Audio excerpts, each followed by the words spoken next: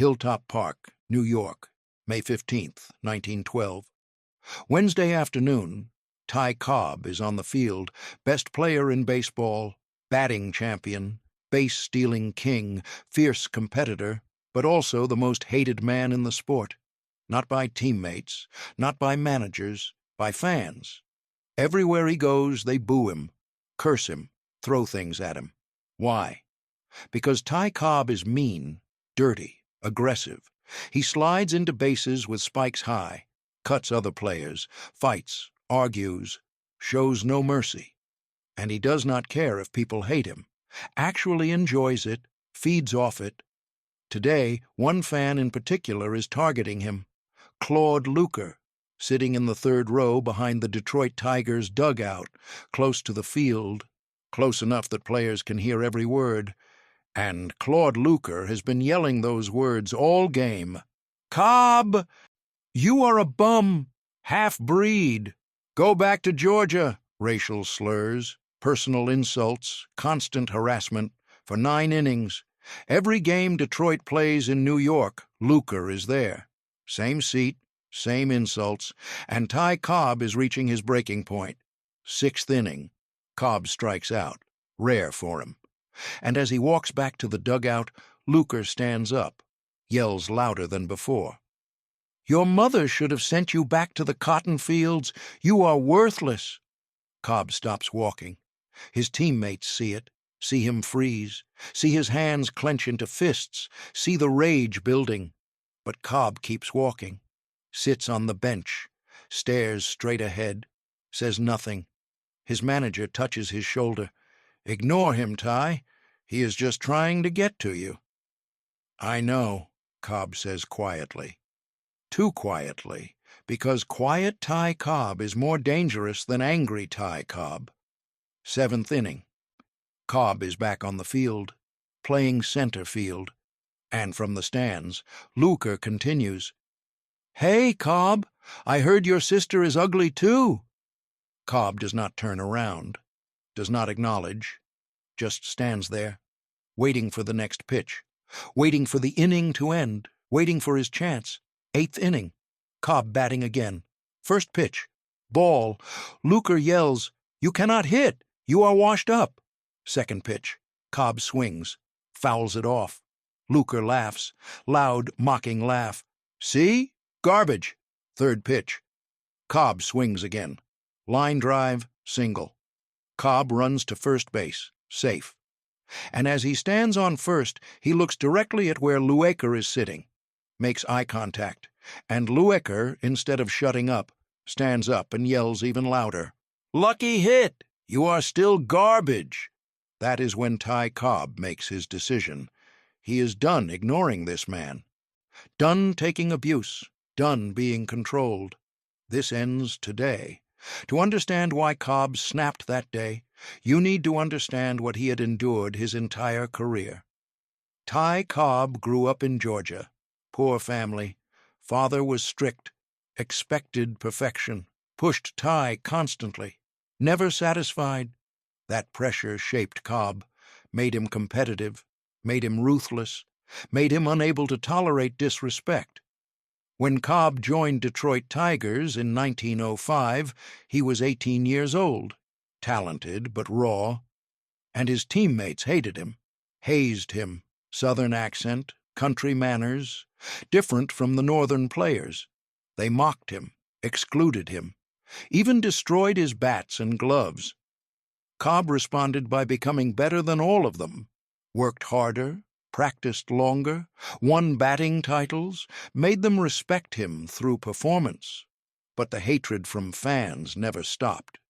In every city Detroit visited, fans targeted Cobb, threw bottles at him, spit on him, screamed insults, racial slurs about his Southern heritage, accusations about his family, personal attacks, constant, relentless, everywhere. Most players learned to ignore it. Part of the game, part of being famous. But Cobb could not. Every insult felt personal. Every attack felt like his father telling him he was not good enough.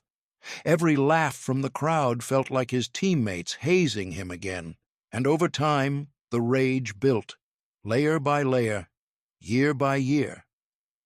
By 1912, Cobb was like a pressure cooker. One more insult from breaking, and Claude Lueker provided that insult. Ninth inning. Game is tied. Cobb is on first base again. Stolen base situation.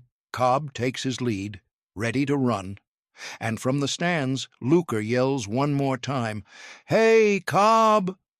Your father would be ashamed of you." Cobb freezes. That line crosses a different boundary.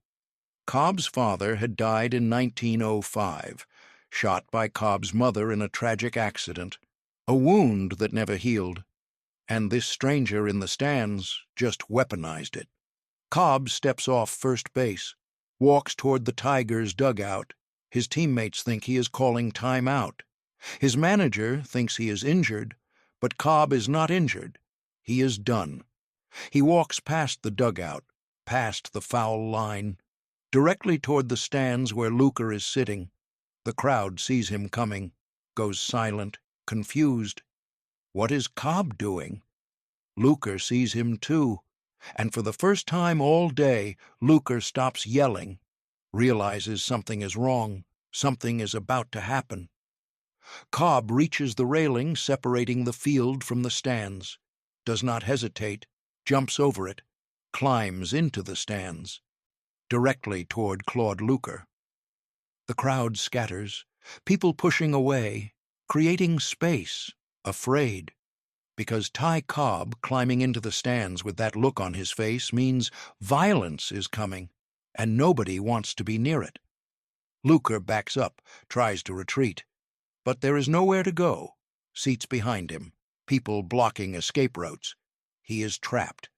Cobb reaches him, grabs him by the collar, and hits him. Hard, right hand, straight punch to the face.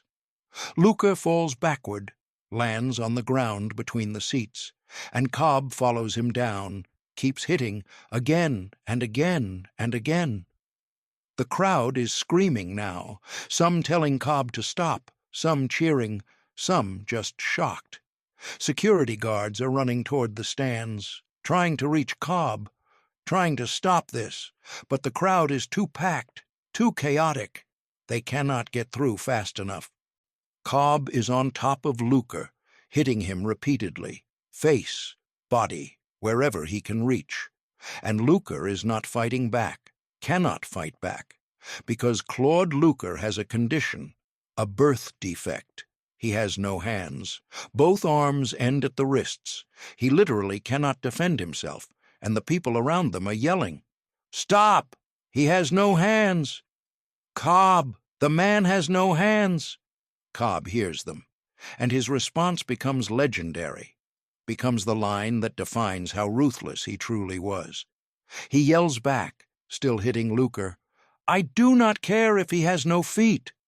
Keeps punching, keeps attacking, does not stop until security finally reaches him, pulls him off, drags him back toward the field. And even then Cobb is struggling, trying to break free, trying to get back to Lueker. Still enraged, still not satisfied, the crowd is in complete shock. They just witnessed a professional athlete climb into the stands and beat a disabled man. Not just any disabled man, a man with no hands, a man who could not possibly defend himself. And when told about the disability, Cobb did not care, said it out loud, for everyone to hear. The game is stopped, cannot continue. Too much chaos, too much controversy. Cobb is ejected, banned from the stadium, escorted out by police, and Claude Lueker is taken to a hospital, bleeding, bruised, traumatized, but alive. The newspapers the next day are brutal. Cobb attacks disabled fan. Baseball star beats helpless man. No shame for Georgia Peach. Every article condemns Cobb. Every editorial calls for punishment. Some call for lifetime ban. This is not just a baseball issue anymore. This is a moral issue. A famous athlete beating a disabled civilian. In front of thousands of witnesses, Van Johnson, American League president, has no choice. He must act. decisively, publicly. He suspends Ty Cobb indefinitely. No timeline, no conditions, just suspended until further notice. The statement is clear. Mr. Cobb's actions were reprehensible, unacceptable, and cannot be tolerated by this league. He will remain suspended pending investigation. Further discipline may follow. The public approves. This is justice. This is accountability. But Ban Johnson does not understand what is about to happen, does not realize that suspending Ty Cobb will trigger something bigger, something unprecedented, something that will change the power structure of baseball forever. May 18th, 1912. 3 days after the incident, Detroit Tigers are scheduled to play Philadelphia Athletics. But when game time arrives, something is wrong. The Tigers players are not coming out of the locker room. The manager goes to check, finds all of them sitting, fully dressed, but not moving. What is going on? Game starts in 10 minutes. Sam Crawford, the team captain, speaks for the group. We are not playing. What do you mean you are not playing? Ty Cobb was suspended unfairly. We are protesting. Unfairly? He beat a disabled man. That man was harassing Ty all game, all season, saying horrible things. Ty snapped. Any of us would have snapped, and now he is being punished while that fan faces no consequences. It is not fair. Fair or not, you have contracts. You have to play. Crawford stands, faces the manager directly. We are not playing without Ty. Suspend us too if you want. But we are not abandoning our teammate. This is shocking, unprecedented. Players never protest, never strike, never refuse to play. They do what they are told, follow orders, respect authority. But the Detroit Tigers are doing something different. They are standing with Ty Cobb, not because they love him. Most of them still do not like him.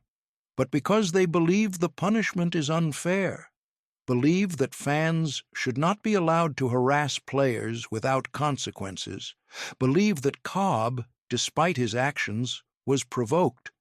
The players debate among themselves. Some are uncertain. Jim Delahanty speaks up. If we do this, we could lose everything. Our contracts, our careers. Ban Johnson will destroy us. Sam Crawford responds, and if we do not do this, we accept that players have no rights, that fans can say anything, do anything, and we just take it. Is that the world we want? Davy Jones adds his voice. I do not like Ty. Never have. But what happened to him could happen to any of us. Any city, any game, some drunk fan screaming insults, and if we snap, we get suspended, banned, while the fan walks free? That is not justice. The debate continues for an hour. Voices raised, arguments made, but slowly consensus builds, not unanimous, but majority. They will strike. They will refuse to play. Together, as a team. The manager reports this to team ownership. Ownership panics. If Tigers do not play, they forfeit, lose the game, face fines, face sanctions from the league, but more importantly, lose revenue. Tickets are sold, fans are waiting. The game must happen. Owner Frank Navin makes desperate phone calls. To Ban Johnson, to other owners, to anyone who might help. But Johnson is firm. Cobb stays suspended. Players play or face consequences. No negotiation. No compromise. Navin realizes he has only one option. Find replacement players. Immediately. The owner makes a desperate decision. He sends people into the streets of Philadelphia, tells them to find anyone who can play baseball. College players, amateurs, anyone. Just get 9 men in Tigers uniforms and on that field. Within 2 hours they assemble a team. 9 random men. One is a 48-year-old former minor league player. One is a college student who plays intramural baseball. One is a factory worker who played in high school. None of them are professional athletes. None of them belong on a major league field. But they put on Detroit Tigers uniforms, walk onto the field, and play the game. The result is predictable. Philadelphia Athletics 24, Detroit Tigers 2. One of the worst defeats in baseball history. The replacement players are completely outmatched, cannot hit, cannot field, cannot compete. The Philadelphia crowd feels bad for them. These are not professionals. These are just regular guys thrown into an impossible situation. After the game, the replacement players are paid $25 each and released. Never play professional baseball again. Just one bizarre day in Tigers uniforms. One day they will tell their grandchildren about. The day they played Major League Baseball because Ty Cobb beat a fan. If you are blown away by how one violent moment sparked the first player strike in sports history, make sure to subscribe so you never miss these insane true stories. And comment below, was Cobb justified because he was provoked, or was there no excuse for attacking a disabled man? Let me know. Ban Johnson is furious, not just about Cobb attacking a fan. Now he has a player rebellion, a strike, teams refusing to play. This cannot continue.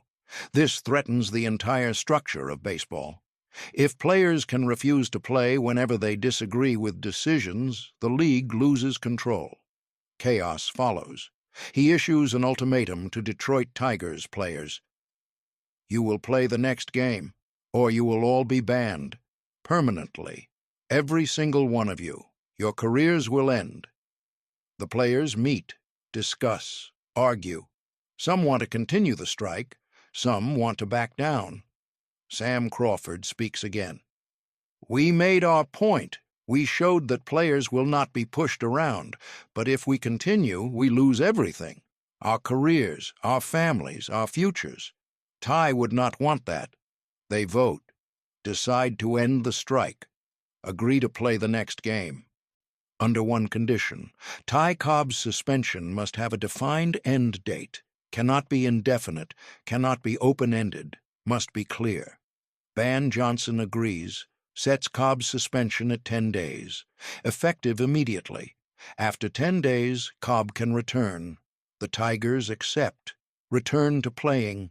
The strike ends, baseball continues, but something has changed. Players have learned they have power, not just as individuals, as a collective.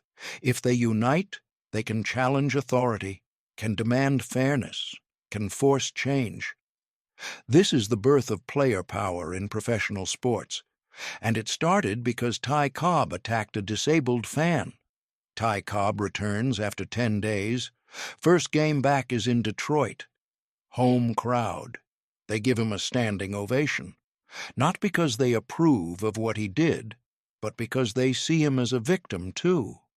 A man pushed too far by constant harassment, a man who defended himself the only way he knew how, with violence. Cobb does not acknowledge the cheers, just plays, hits a double, steals a base, does what he always does, dominates. After the game, reporters surround him, ask about the incident, ask if he regrets it. Cobb's answer is classic Ty Cobb. I regret that it happened, but I do not regret defending myself. That man said horrible things about me, about my family, about my father. I have limits. He crossed them. I responded. If the same situation happens again, I will respond the same way. People need to understand. You cannot harass someone endlessly and expect no consequences. But he had no hands. He could not defend himself. He had a mouth, and he used it as a weapon. I responded to that weapon. His disability does not give him the right to say anything he wants without consequence. So you have no remorse? Cobb stares at the reporter, silent for a long moment, then speaks quietly. I have remorse that he was injured. I have remorse that it came to violence, but I have no remorse for standing up for myself, and I never will. The interview is published. The public remains divided. Half think Cobb is a monster. Attacking a disabled man is indefensible, regardless of provocation, regardless of insults. You do not hit someone who cannot defend themselves. Period. The other half think Cobb was justified. Fans should not be allowed to harass players constantly, should not be immune from consequences just because they bought a ticket. Cobb was pushed beyond his limit. Any person would have snapped. The debate rages for months. But eventually, people move on. Other stories, other scandals, other news, and Ty Cobb keeps playing baseball, keeps winning batting titles, keeps being the best player in the sport, and keeps being the most hated. Claude Lueker recovers from his injuries. Physically, but emotionally the damage is permanent. He never goes to another baseball game, never sits in the stands again, never yells at players again. The trauma of being attacked by a professional athlete, someone he admired despite the taunts, breaks something in him. He gives one interview, months after the incident. Reporter asks him if he forgives Ty Cobb. Lueker thinks carefully. "I do not know if I forgive him, but I understand him better now. I thought I could say whatever I wanted because I was just a fan, just a voice in the crowd. But I learned that words have power. Words can hurt, and when you hurt someone enough, they hurt you back. I was wrong to say those things. He was wrong to hit me. We were both wrong." Would you go to a game now if Cobb was playing? No, I am afraid, not just of him, but of what I might say. Because I realize now that I enjoyed hurting him with my words, enjoyed making him angry, and that is not who I want to be, so I stay away, for his safety and mine. Lueker dies in 1924, 12 years after the incident. His obituary mentions the attack, but focuses more on his life, his work, his family, and one line stands out. Despite his disability, he never let it define him, until one day in 1912, when it became the reason the world remembered him. Years later, in 1960s, a historian interviews former Detroit Tigers players about Ty Cobb, asks about the 1912 incident. One player who was there says something interesting. "People ask if we were right to strike, to support Ty, and I still do not know the answer. What Ty did was wrong. No question. But what that fan did was wrong too. And nobody punished him. Nobody banned him from games. Nobody held him accountable. So we struck. Not because we approved of Ty's violence, but because we believed both sides needed consequences, and only one side was facing them." The legacy of May 15, 1912, is complicated.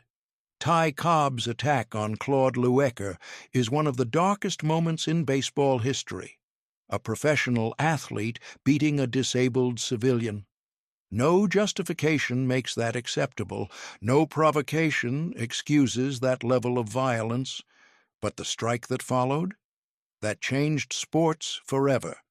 For the first time, players united, stood together, challenged authority, demanded fairness, and forced the league to negotiate. Before 1912, players were powerless. Contracts controlled them completely. Owners decided everything. Players just obeyed. After 1912, that started changing. Slowly, gradually. Players realized they had leverage, had power, had the ability to force change, not as individuals, as a collective. The strike lasted only 3 days, achieved limited goals, but it planted a seed that would grow into players' unions, into collective bargaining, into the modern sports landscape where athletes have rights, have protections, have power. All because Detroit Tigers players refused to play without Ty Cobb, not because Cobb was right, but because they believed the punishment was unfair, and they were willing to sacrifice to prove it. Ty Cobb never attacked another fan. learned that particular boundary could not be crossed again. But he never apologized either, never admitted complete wrongdoing, never accepted that his disability made Lueker off-limits. To his death in 1961, Cobb maintained the same position. He was provoked, he responded, and he would do it again under the same circumstances. Whether that makes him courageous or monstrous depends on perspective, on values, on how you weigh provocation against response, violence against words, disability against harassment. There is no simple answer, no clear moral, just a complicated moment when everything went wrong, when a great athlete became a villain, when a disabled fan became a victim, when teammates became strikers, when baseball became something bigger than a game. May 15th, 1912, Hilltop Park, New York. Ty Cobb climbed into the stands, beat a man with no hands, said he did not care about the disability, got suspended. His teammates struck in protest. Baseball changed forever, not because of the violence, but because of the response, because players learned they could fight back, could demand fairness, could challenge the system, and win. That is the real story, not just one man's rage, but how that rage sparked a revolution